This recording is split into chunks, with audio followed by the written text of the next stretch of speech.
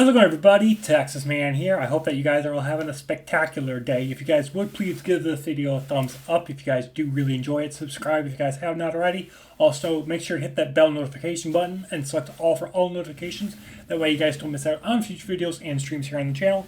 And we're going to be talking about Season 7, Season 3, Episode 8, titled The Return, the finale of Season 3 for Star Wars The Mandalorian. And we'll be talking positives and negatives, all the good, all the bad, and of course all the ugly. And this is of course going to be the last time I talk about Star Wars The Mandalorian for a while.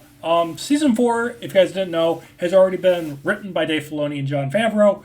But unfortunately, because of the bad reception that this entire season has gotten, Season 4 has been put on the back burner, and they're focusing on Ahsoka, Skeleton Crew, the 3 other Star Wars movies, and other TV shows and stuff that is supposed to be coming out this year for the remainder of 2023 and, of course, into 2024. I'm guessing that because we're getting the Ahsoka show next, coming out in a couple months here, and we're supposed to be getting another show. I don't know which one we're getting. Yeah, I think it's Skeleton Crew or Acolyte, one of those two. But that's going to be coming out sometime this year. Then we're getting another 2 shows coming out confirmed next year. Bad Batch is probably going to have its 3rd and final season next year. So I'm guessing that in 2025 is when we're going to get the first of the 3 new Star Wars movies that they have officially announced. Of course, you know, they've constantly been announcing movies for Star Wars, including like Rian Johnson's trilogy that's apparently never going to happen. So, you know, keep everything that Disney says is going to come to fruition with a grain of salt.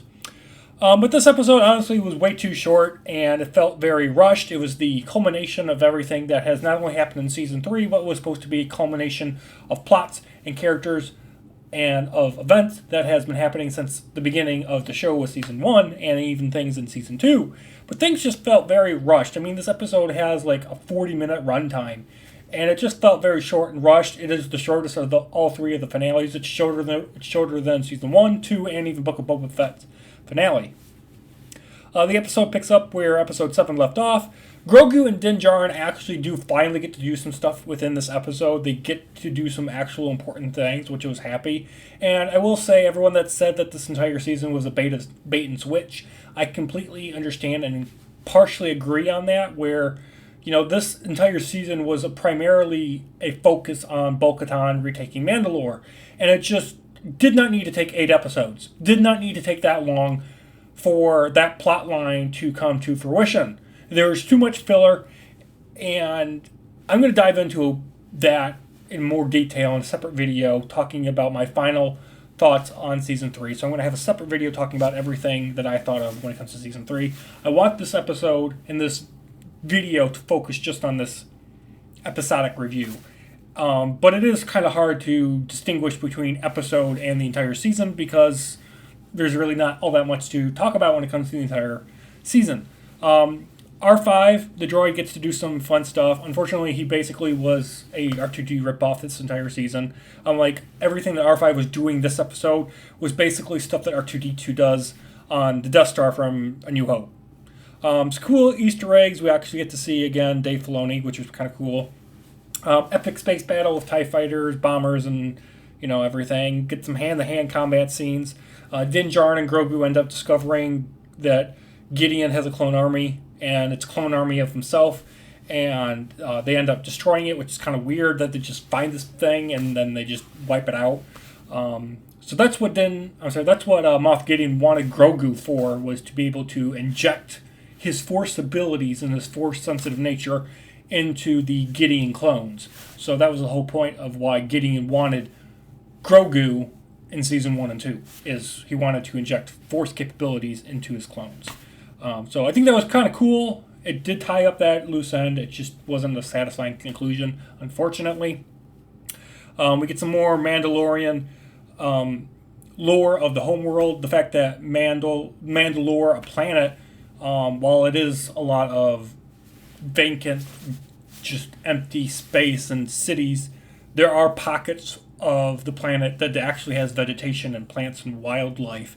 And it was kind of cool to see that, you know, if Mandalore wasn't constantly fighting other enemies or fighting itself, there actually could be plant life and actual animals roaming the entire planet instead of it just being, the capital city only having a dome city.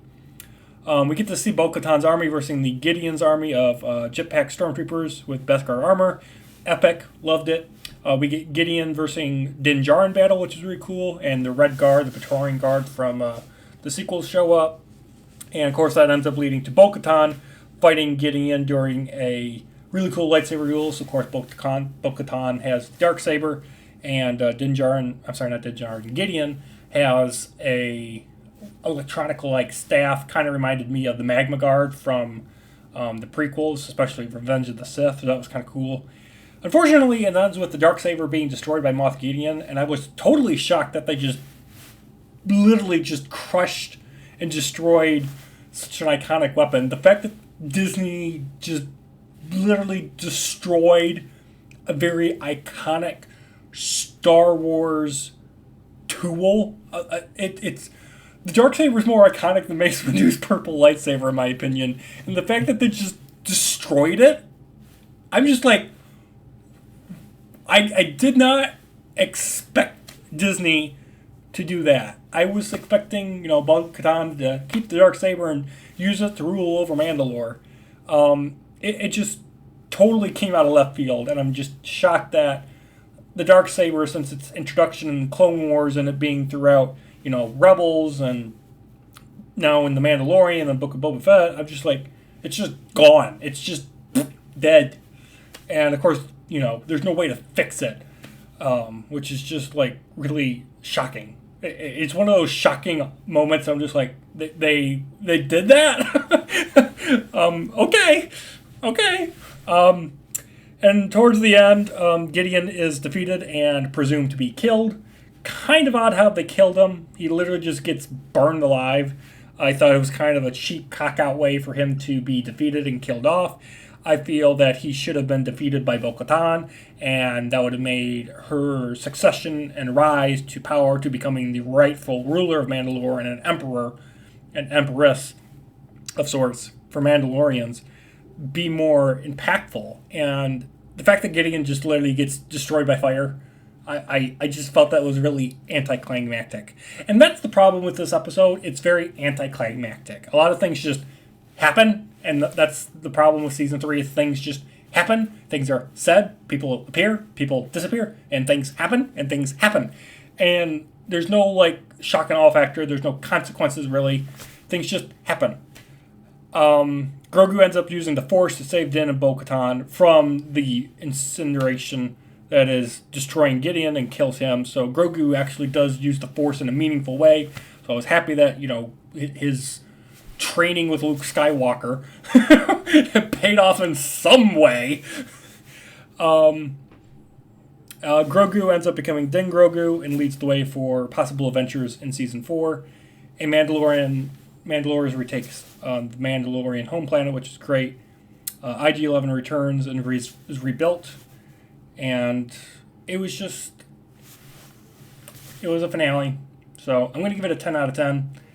Thanks for watching, guys. Have a good one. Let me know, did you guys enjoy the finale? Why or not? Bye. That was long.